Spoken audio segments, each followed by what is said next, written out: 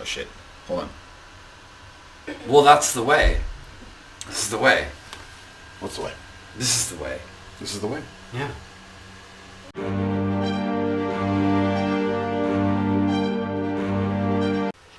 Hey everybody, welcome back to the Ritual Chamber. I am Josh, this is Jeff, and today we are going to be covering the Book of Boba Fett. Or the Book of Star Wars cameoed by Boba Fett. More or less. And shout out to Brandon. Thank you for getting me this beautiful Christmas present that I am wearing today. It's a nice at-home shirt. Yeah. Green is not my color, but no. You know, we're gonna do it. It's fine. We all wear It's black. relevant. It's the first time you've been on camera not wearing black. I know. Right? That will never happen for me, so it's okay. That's true. Black shirt every day. That is true. So quick synopsis on the Book of Boba Fett. The synopsis, I had trouble with this. I almost literally just like word for word did this off of Wikipedia because it wasn't the Book of Boba. I don't know how they had the gall to call it the Book of Boba Fett. It wasn't. Anywho, here's the synopsis. Boba Fett and Fennec Shand try to make a name for themselves in the Tatooine criminal underground. After they kill off Bib Fortuna, who took over for Jabba, and while we learn what happens after Boba Fett was swallowed by the Sarlacc. Yeah. It's literally, it's just literally all it is. Yeah. And quite honestly, I would even say that Boba Fett and Fennec Shand aren't even trying to really make their name for themselves in the underground, because they're not doing crime. You know Realistically, they're not. Yeah. Like, this could have been a straight up, like, mobster movie in Star Wars, or like mobster type show in Star Wars, but no, it was. But can I be your local vigilante, please? But okay, so let's get into this. You know what I mean? Like, so I love the opening scene of this. It's great to see like Boba Fett, what happened to him. Yeah.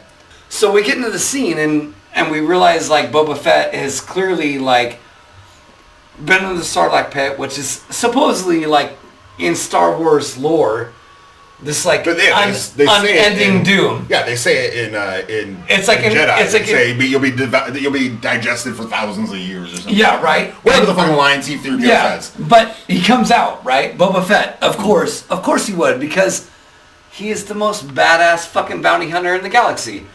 Right? And why? No one knows. He's on screen for 2 minutes in the original trilogy. Literally 2 minutes. But still one of the most iconic characters in Star Wars lore. No, I mean, definitely. Of all time. Well, yeah, that's the thing with Boba Fett. There's always, like, it's more...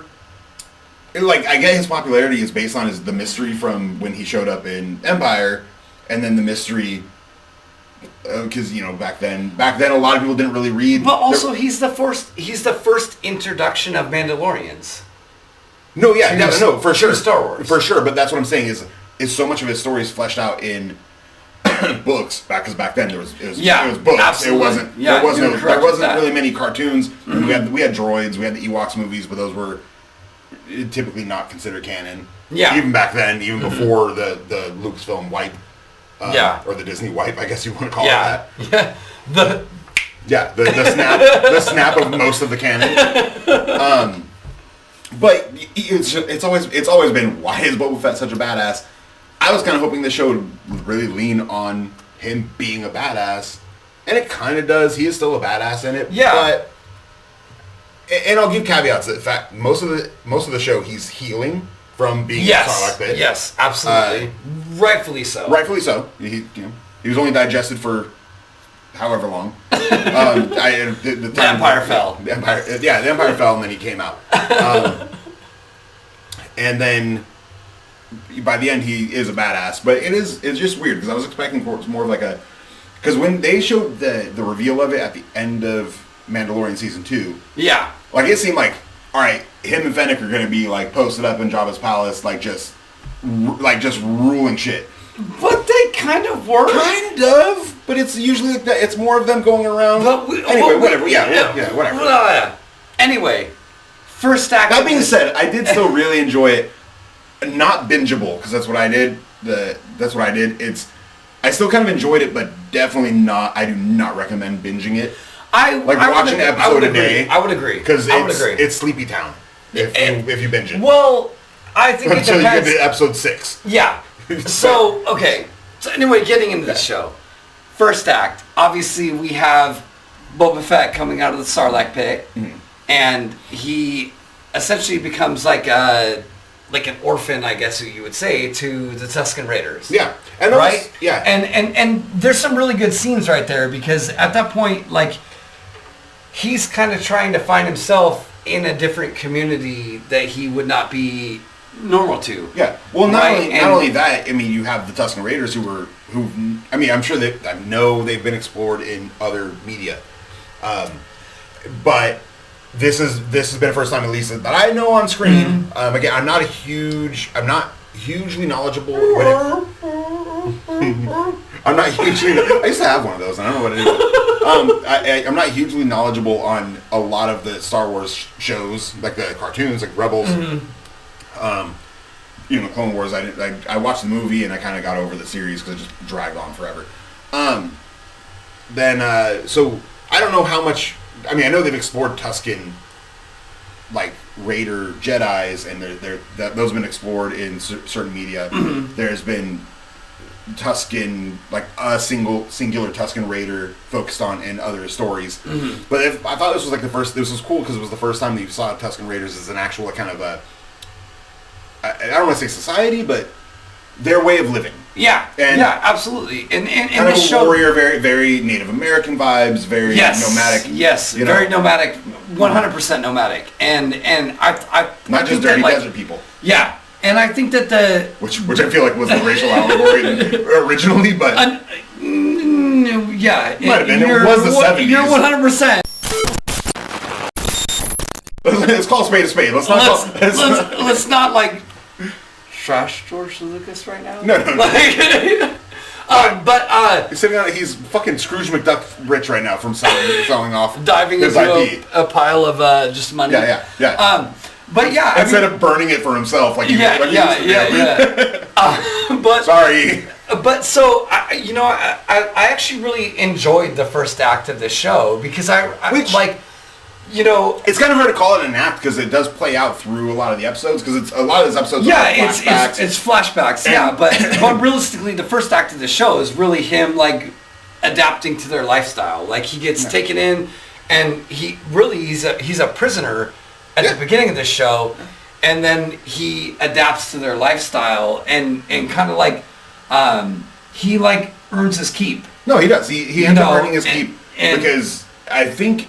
And starts learning their language. Well, in a lot of ways, I think too, this is the first time. This is the first time. I feel like this is kind of explained or touched on later on when he's talking to Fennec and other people. Like, we've been bounty hunters, and like, what has that ever gotten us? Yeah, absolutely. So this is the first time I feel like ever since Jango died, he's actually had a family. He's always sort of been on that revenge tip for Jango's death, then bounty hunter. A little bit I do know about like Rebels and stuff. His revenge tip. And do we really consider Boba Fett to be a Mandalorian? Like, is he actually? He's like, not. He's not a Mandalorian. Actually, right? Yes, he is. He's like a partial Mandalorian. Yeah, like he's a pure clone of Jango. Jango is a Mandalorian. Yeah, but yes, I don't know how that works. By proxy? Yeah, maybe, I don't know. Right, so I don't know. I mean, the Mandalorians have so many weird rules. So anyway, they do, right? Because some of them can show their face, and other ones can't show their face, right? So, getting into that, like the beginning of the show, I think for me was really slow.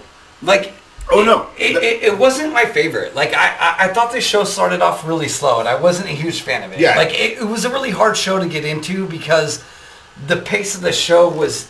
I don't think it was really done very well. No. I'm not going to shit on it this entire time but you're right. The pacing was bonkers. Like, just not the right way to go. Yeah. Because I remember when Boba Fett. Like, right? I remember when the first episode. I watched the first episode when it aired. Actually, I think I even waited a day. I may have just like missed it or something. But I was anticipation. I was kind of like, okay, all right, that's kind of cool. Like seeing him like. Coming out of the Sarlacc pit, getting taken with the Raiders, the Tusken Raiders, and then it cut to him and Fennec in Mos Espa, and him in the Bacta tank, and then kind of like him saying he wanted to do things peacefully. So, and I was kind of like, just this isn't what I was expecting, which is fine. It's the first episode, right? But can I ask you a question? How many Mos areas are there in Tatooine? The most. Ice. The most. The most. There is the most. There's the only answer. There is the most. Yes, the only answer I have to that question. But so I agree with you. Like it's very slow the way that the show starts. And even so much so when the second episode aired, I kind of watched half of it and kind of tuned out when I was like, I don't have the patience for this right now. It was way too slow, and so I kind of just shut it down until I think episode 6 aired before I went back and binged all of it. That's why I say it's not bingeable. Like, don't do it. So in that concept, do you think that like really like what I feel like and like I love the actor that played Boba Fett. Like I love his iteration of Boba Fett. Tamira Morrison also played Jango Fett. Yes, Jango Fett as well, and that's what I'm saying. Like so, I loved his iteration of the character, but maybe he's not like in this show. I felt like at least initially, maybe he wasn't the right person to carry that character. I don't think so. I think he did really well. It's just the storytelling. I think the thing is they were piggybacking. I think they piggybacked too much a little bit on The Mandalorian, because The Mandalorian was very much a lone gunslinger. But they had Pedro Pascal come back, yes, but great actor. I know, but here's what I'm saying. Yeah, but he didn't do anything great. That show was great. That character was great. But he's a great actor in the show as well. I mean, he reads his line. Whatever. I mean, like that's hard to really say because he's wearing a helmet nigh on the entire time. Yes. And 2, he just says things, and he does deliver lines very well. And I think Tamira Morrison, and I might be butchering his first name. I don't exactly know how to pronounce it. I do feel like he delivered his lines well. He was good in the role. It's just the storytelling. I think because what I was trying to say was I feel like they not piggybacked, but definitely stole a little bit of what made The Mandalorian so good. That kind of lone gunslinger. Yeah. I mean, Star Wars has always been a space western in a lot of ways. Yeah, absolutely. And Mandalorian definitely went on that tip. And this one just sort of like tried to go down that road a little bit too much. The problem is you're dealing with you're starting the show with a character who's always been a villain, and like always been a villain. Yeah. And whoa, he's an anti-hero. No, he was a fucking villain. But lines can be skewed based on what side he's working for. Yeah. Okay. Fine. Fair enough. But he's a bounty hunter. Like bounty hunters typically are portrayed as villains. Dog is also a bounty hunter. But no. So we'll finish this point. It's a show that I figured you'd think he was just going to come out. It'd be like him and Fennec being basically taking contracts. It'd be much more of like maybe kind of on the same vein of like a lone gunslinger western, but they're going out to kill people. Like, and that it's just because it was backstory. Revelations, and don't get me wrong, I like that kind of stuff, but revelations on what happened to him after the Sarlacc pit, then cutting forward to what him and Fennec were doing, which was not really taking over an underworld. Like, I mean, they were, but not really. They were trying to do it peacefully. Yeah. But for a character that you'd expect to be ruthless about it, you know what I mean? That's just... But see, that's why I think this show worked. In my opinion, because it does end up working. I'm just saying when you're the first few episodes, okay, that kind of started like that kind of thought process was a cog in my brain that was constantly trying to figure out where they were going with it. You're like, hey, he's a badass. Mm-hmm. Why is he not being badass the entire time? And of course, we all know I love Ming-Na Wen. Well, she's great. She's great. She's just a badass. She's always a badass. It doesn't matter what she's in. She's a fucking badass. So, we get into the show, obviously, and obviously Boba Fett takes over Jabba's empire. He kills Bib Fortuna. And then ends up taking over the empire. Such a silly name, by the way. And it's Bib Fortuna. Bib Fortuna. It sounds like something Ace Ventura would say. I mean, also, that guy was slimy as fuck, so, he had to go. No. He's like a Twi'lek? Yeah, Twi'lek, whatever. Speaking of Twi'leks, I love that you did that, by the way. The coolest thing was Garza Fwip, I believe it is. It's she's the girl who runs the sanctuary. Yeah. That's Jennifer Beals from Flashdance. I was like, when she showed up on screen, I was like, where the hell do I know that face from? And I looked up and I was like, holy fuck, the chick from Flashdance? Like a movie from 1984, she looked amazing. What? Even as a Quelaag or whatever you want to call it. Twi'lek. They're Twi'leks. Alright, Quelaag's a Dark Souls. You're supposed to be a Star Wars fan. I don't have enough room in my brain for like to remember all the races and stuff. But this show starts off, again, like pretty slow. But then we move into the second act of this show. And I thought that was really good. That's where you kind of start to see Boba Fett like kind of take his own. And what I really liked about the show, I think where it worked later on, was the fact that really Boba Fett was taking over this empire and really trying to avenge like what he considered his actual family.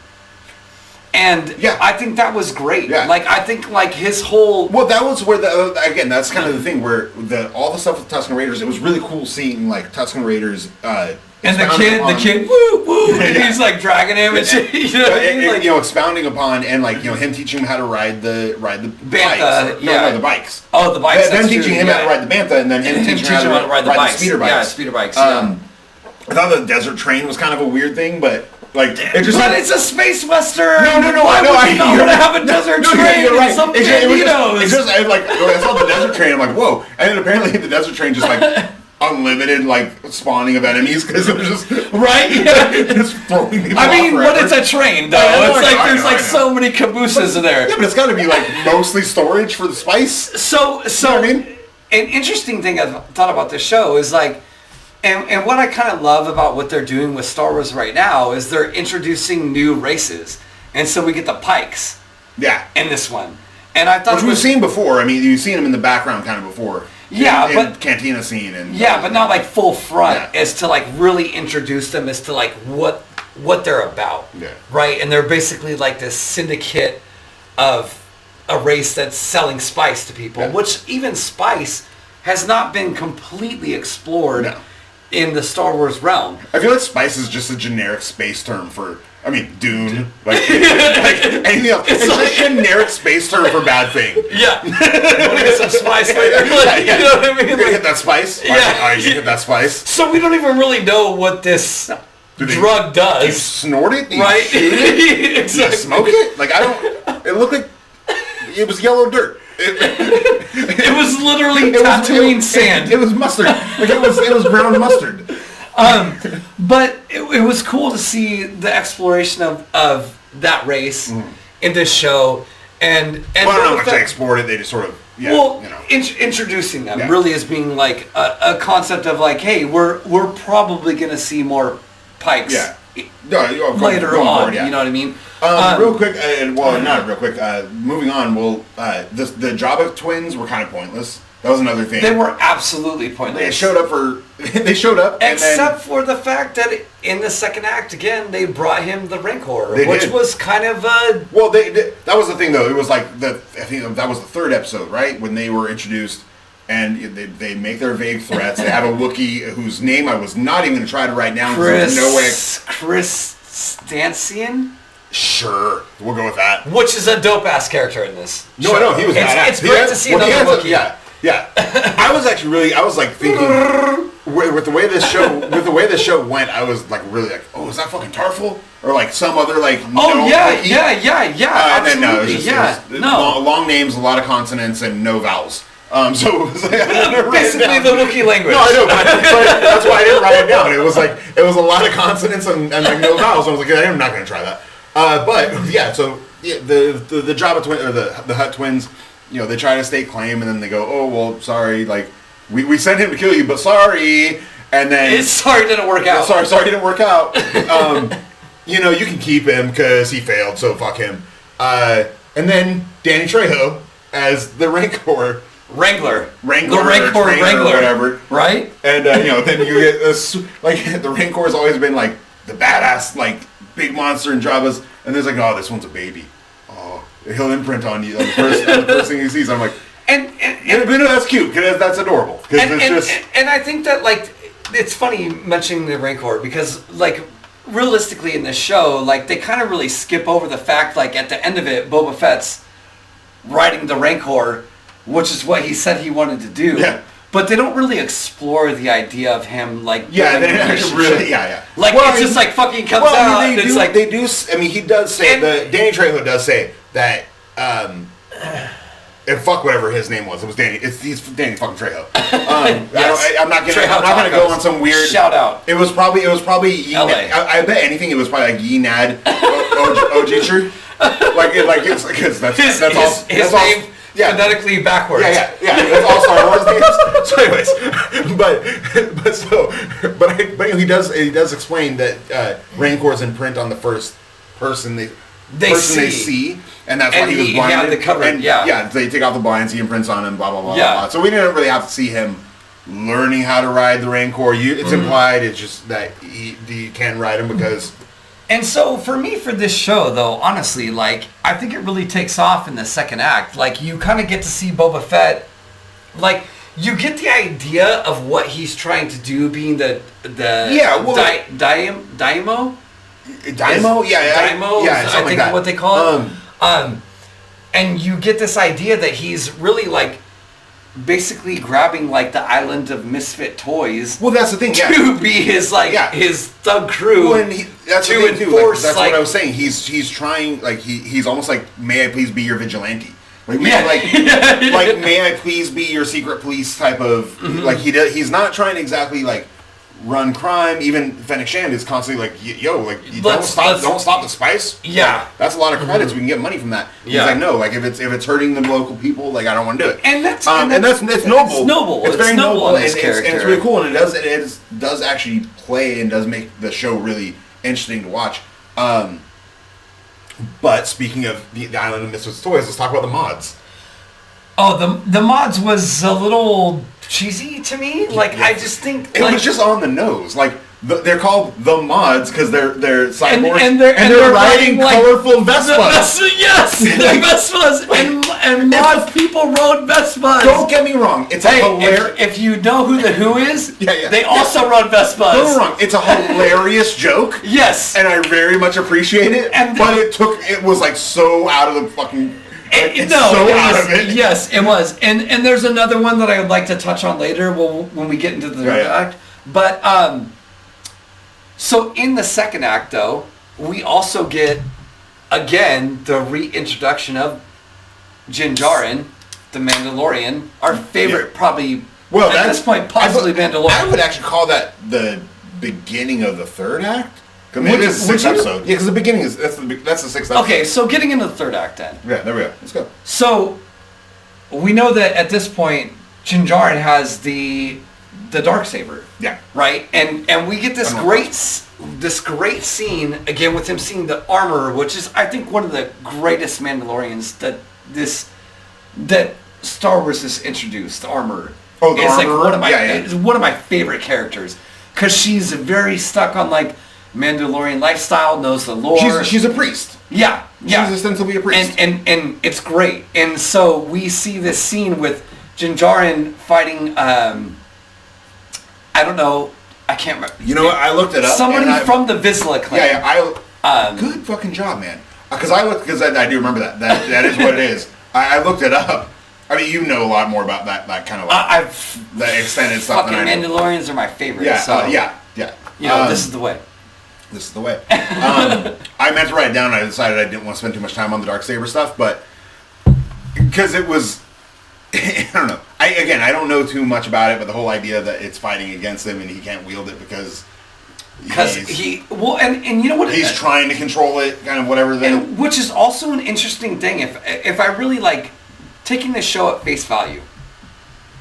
What I thought was really interesting about this concept of the Darksaber and Din Djarin having to learn how to handle the saber was the concept of if you think Jedis have to do the same thing. Mm-hmm. Like if it's weighted, like they have to feel. Oh yeah. They have to kind of have this concept of the Force to allow them to wield this weapon. Yeah. And I thought that was explored really well Well, in this because also- he kind of didn't believe in the Force. Also, and weirdly- it affected Yeah, his ability definitely. to carry the Darksaber. I also, weirdly, it's funny you mention that because now that I think about it, it's almost a metaphor for like kind of almost the entire show of having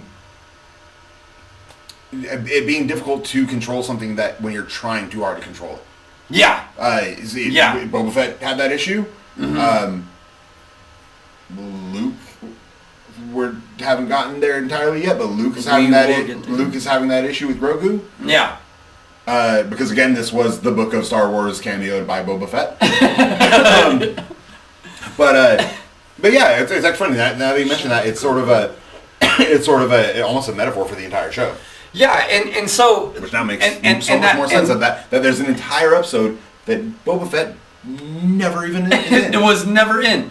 But so getting into that, like, it was awesome to see the one thing back. The one thing that I'm like really not a big fan of with Star Wars right now, and they continue to do this, is CGI characters. Ooh. And they did that with obviously Mark Hamill and Grogu's training. I will say like this, it was so cheesy. No, I will say though, it was so cheesy. This looked so much better than it did in the last episode of Mandalorian season 2. It looked so much better. But it was so cheesy. Like it's like not Mark Hamill. The training concept of it was like really like it just didn't sit well with me. Well, I think it's because it just kind of shows that Luke isn't exactly. In fact, I watched. He's like an adjunct fucking Jedi. Yeah, no, exactly. I actually watched something. It's like, well, this is like probably why his new Jedi Temple failed is because he doesn't exactly know what he's doing. He's just reading these books. Yeah, and there's some truth there. Yeah. But it just like for me like those scenes they felt flat to me, and honestly, like Grogu, him spinning around and jumping, and then not to mention like Ahsoka being there, and it's like, why is like that's where like this show started because especially so like episode 6 was like the best episode. Just quick rewind.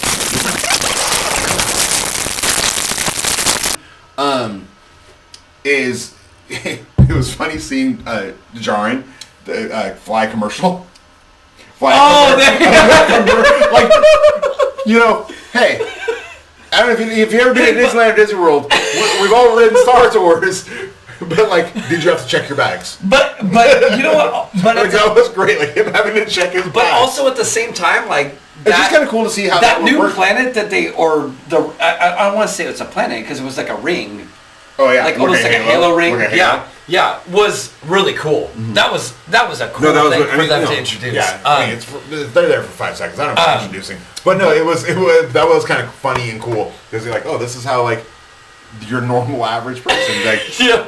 And he's having to like unload all his weapons. Like, get his little ticket. He's like, I know what's in here. Yeah. That was a good scene. Yeah, but there again, like so episode 7, when it's like, why is Ahsoka here? Ahsoka doesn't need to be here.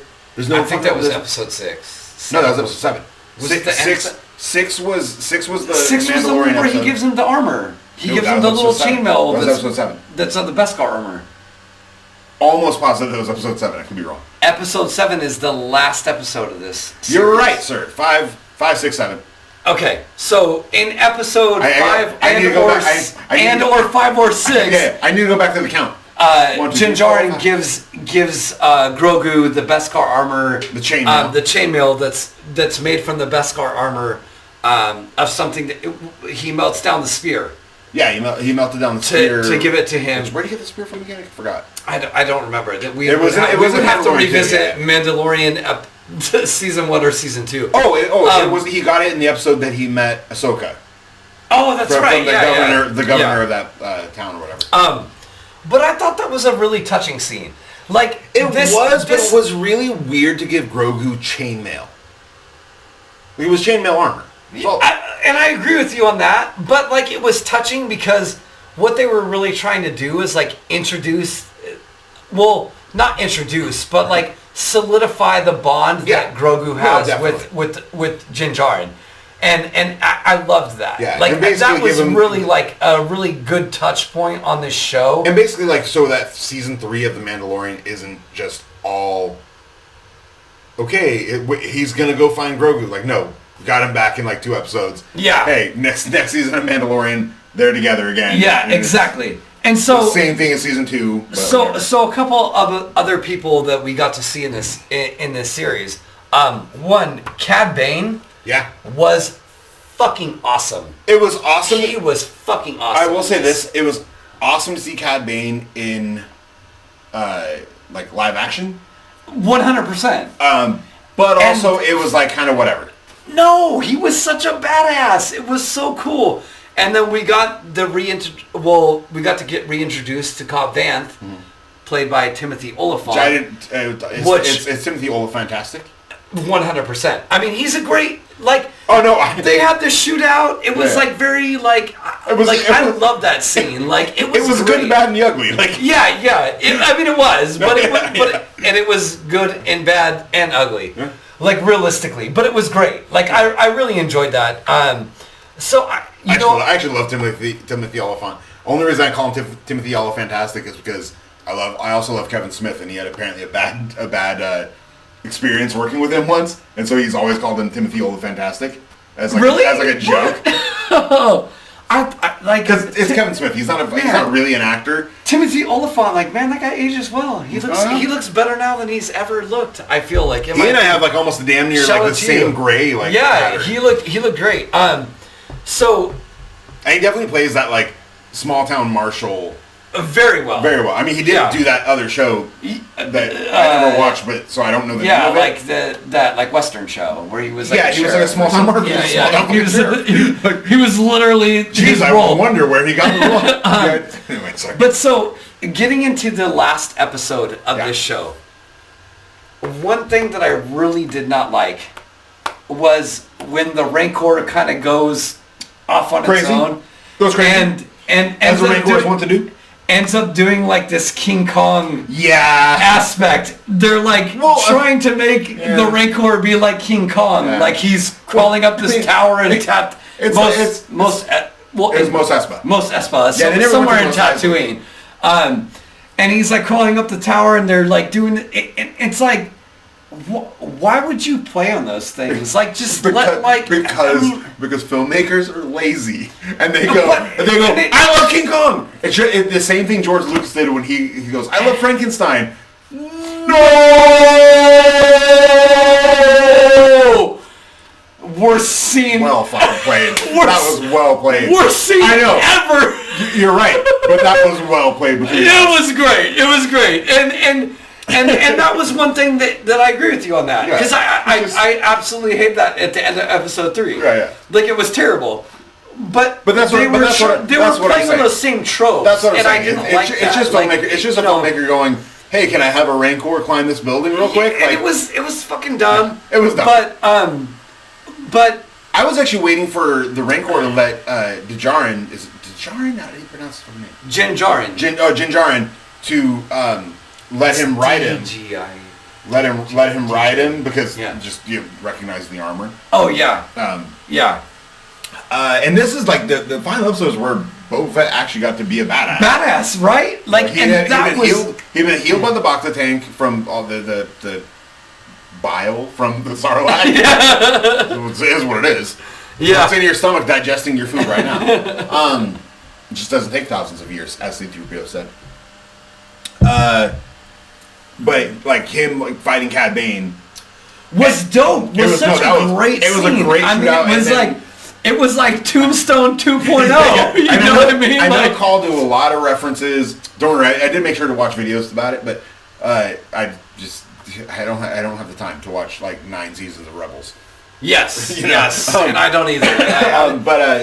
Then talking about their background from Rebels, like Yeah, of just them training just in, FYI, we have not probably seen Rebels or I have not seen most of Clone Wars. Yeah, So most Clone Wars, Rebels. I've seen Clone Wars for What was the other one? The Siege of Mandalore. That's it, because You love fucking love Mandalorians. Mandalorians. So that's it. But yeah, but I it was. know what I'm getting you for your birthday. but it was cool to see those callbacks, and it was cool to see that fight. Yeah, because scene even if and, you don't doing really, it, even if you don't really know it, like know the context, Yeah. you get it. Yeah, You absolutely. You get to have some kind of history. It's pretty serious. They helped, he helped train him. Yeah. And that's all you need. And then he gets to like fucking end him at the end, and he gets to end him with his Tuscan Raider fucking staff. Yeah, like acorn on a stick. but it was a really good scene. It was like this show started slow, but it ended really well. Yeah, in my opinion. No, definitely. Minus a couple of things. I'm not a huge fan of the Rancor on the building. But Grogu putting the Rancor, calming the Rancor, and then cuddling was with fucking cool too. Yes, I mean, I'm a Rancor. I'll let Grogu cuddle me anytime. So I think that being said, you want to go ahead and get into 12 Monkeys on how we feel about the Book of Boba Fett? Let me just take a quick gander at my notes, see if there's anything I wanted to see.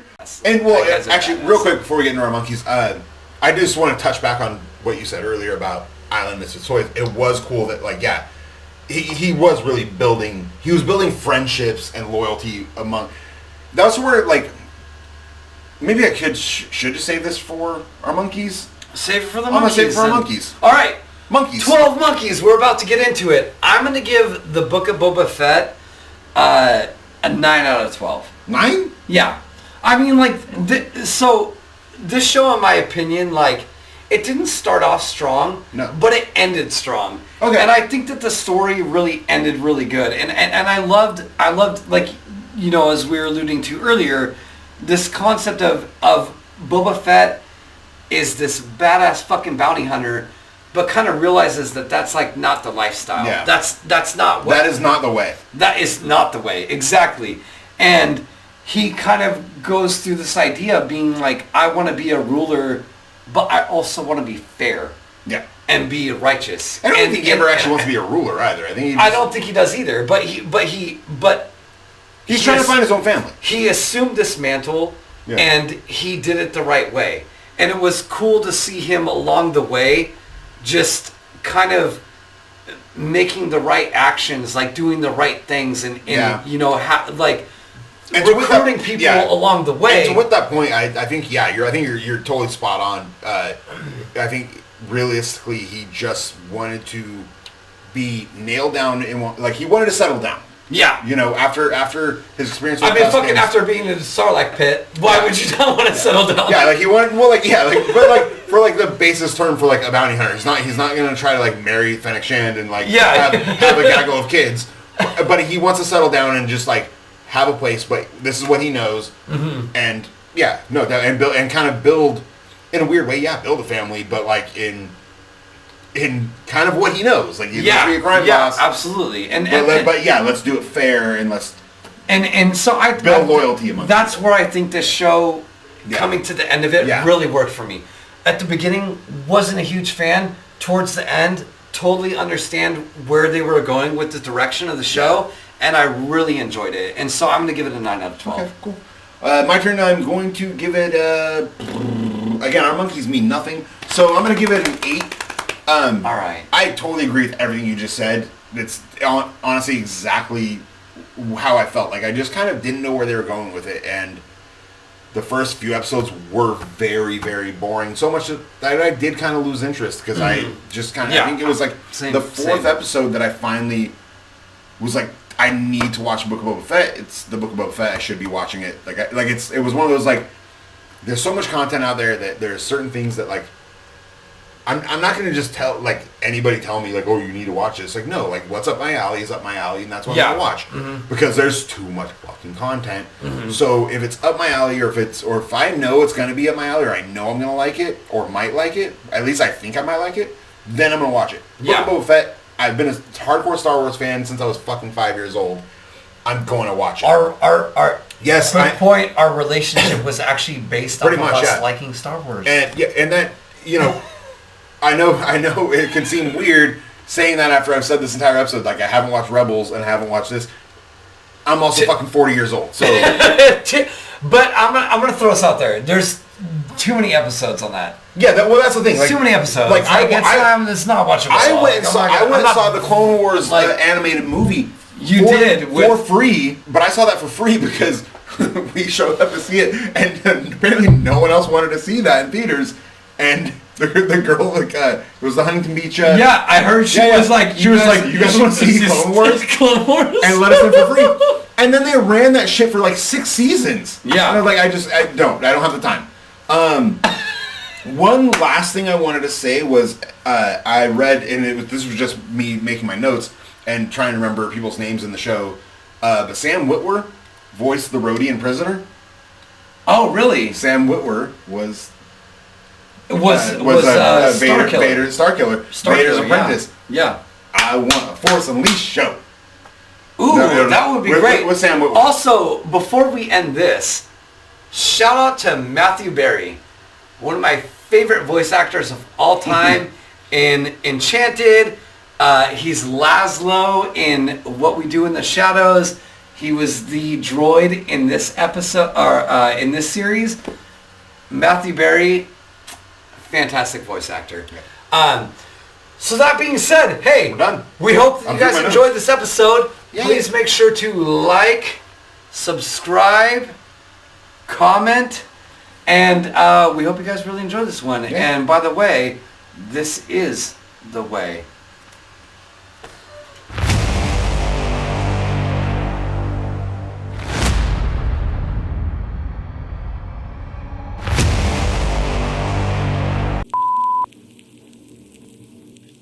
Can I get one more?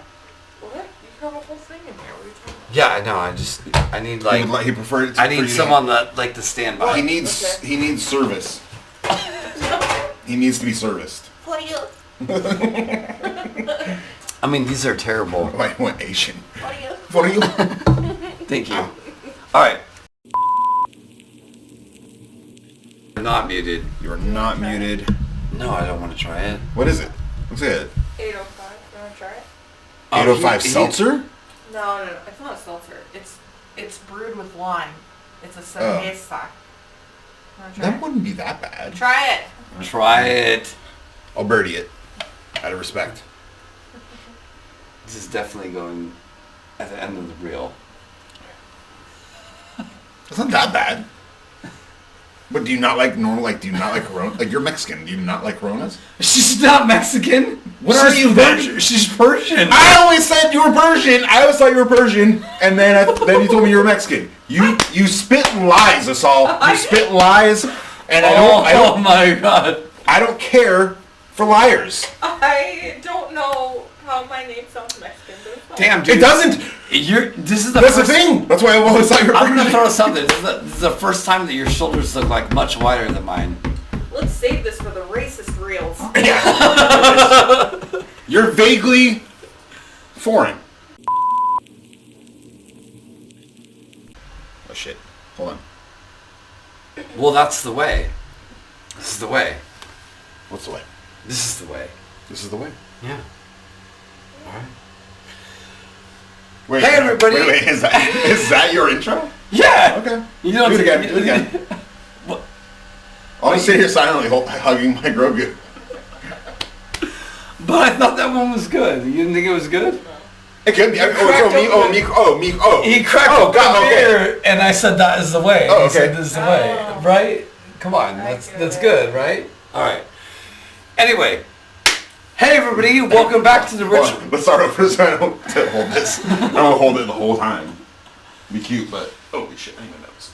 Put them in the back, right here. No, I'm gonna put them right here. All right. See if you can be seen. Oh, nice. That's good. I like that. I like that positioning. That's good. Yep.